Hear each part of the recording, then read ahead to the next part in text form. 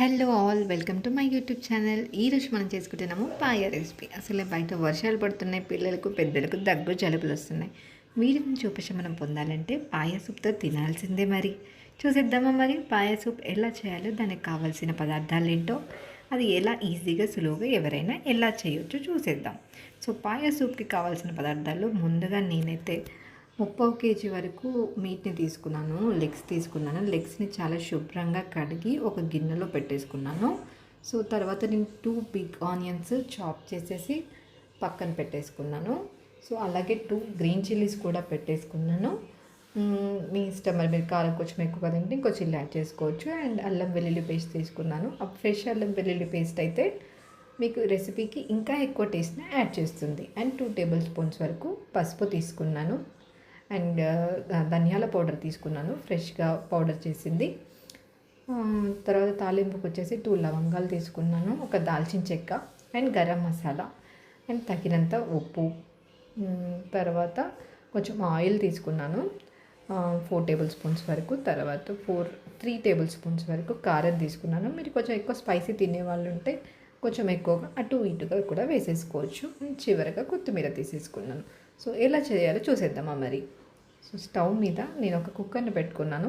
కుక్కర్లో చేస్తున్నాను ఈరోజు కర్రీ అయితే. కుక్కర్లో చేస్తే ఎవరైనా, పిల్లలైనా పెద్దలైనా ఈజీగా తినేయచ్చు. ఎందుకంటే త్వరగా ఉడికిపోతుంది, మెత్తగా అవుతుంది, కాబట్టి ఈజీగా తినేయచ్చు. సో కొంచెం అది గిన్నె వేడయ్యాక నేను ఆయిల్ పోసుకున్నాను.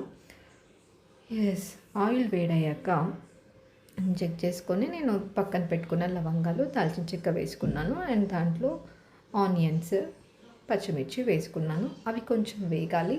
సో వేగుతున్నాయి. వేగాక మనం వేగేటప్పుడు కొంచెం little bit of salt add చేస్తే ఆనియన్స్ త్వరగా వేగుతాయి. ఇది ఒక చిన్న చిట్కా.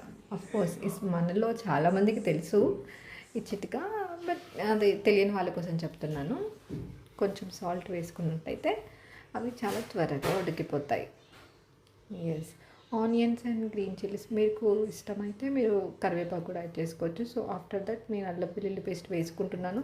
అది కొంచెం పచ్చివాసన పోయే వరకు దాన్ని కొంచెం కలుపుతూ ఉండాలి. కొంచెం వేగాక లిటిల్ బిట్ ఆఫ్ పసుపు పక్కన పెట్టుకున్నాను. నేను పసుపు వేసుకోవచ్చు. నేను 2 టేబుల్ స్పూన్స్ వేసాను. సో మీ ఇష్టము, దాన్ని ఎంత యాడ్ చేయాలో చేసేసుకోండి. సో పసుపుని యాడ్ చేసుకోవాలి. సో ఇది అంతా కొంచెం వేగాక అది మంచి స్మెల్ వస్తూ ఉంటుంది మనకి ఇల్లంతా. సో దాంట్లో నేను పాయ వేసేసాను. పాయ వేసేసి కొంచెం బాగా కలిపేసేసుకోవాలి. పాయను బాగా వేగనివ్వాలి. సో ఇప్పుడు నేను మూత పెట్టేస్తున్నాను. మూత పెట్టేసి ఒక 10 మినిట్స్ వరకు పక్కన పెట్టేశాను. తర్వాత మూత తీసి చూసి అప్పుడు నేను మళ్ళీ పాయను కలుపుతున్నాను. ఆయిల్ బాగా ఫ్రై అయితే ఏదైనా సరే నాన్ వెజ్ మంచి టేస్ట్ వస్తుంది, నీచు వాసన లేకుండా. సో తర్వాత కారం, ఉప్పు అది యాడ్ చేసుకున్నాను. ఉప్పు మీకు తగినంతగా, మీరు ఉప్పు కొంచెం చూసుకొని వేసుకోండి. 2 టేబుల్ స్పూన్స్ ఉప్పు వరకు వేసేసాను.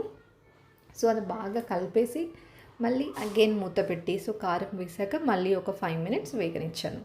సో వేగాక మళ్ళీ తీసి మళ్ళీ ఒకసారి కలుపుకొని నేను ఒక పెద్ద చెంబు, అంటే ఒక 1/2 లీటర్ వరకు, అది ముక్కలు మునిగే వరకు జస్ట్ ఆ లెవెల్ వరకు వాటర్ పోసాను. సో కొంచెం సాల్ట్ వేసాను. నాకు ఇంకా లిటిల్ బిట్ ఆఫ్ వాటర్ పడుతుంది అనిపిస్తుంది, ఎందుకంటే పాయ కాబట్టి మనం సూప్తోనే ఎక్కువ తింటాం కదా. సో సూప్ ఎక్కువ రావాలని ఇంకొన్ని వాటర్ కూడా నేను యాడ్ చేస్తున్నాను.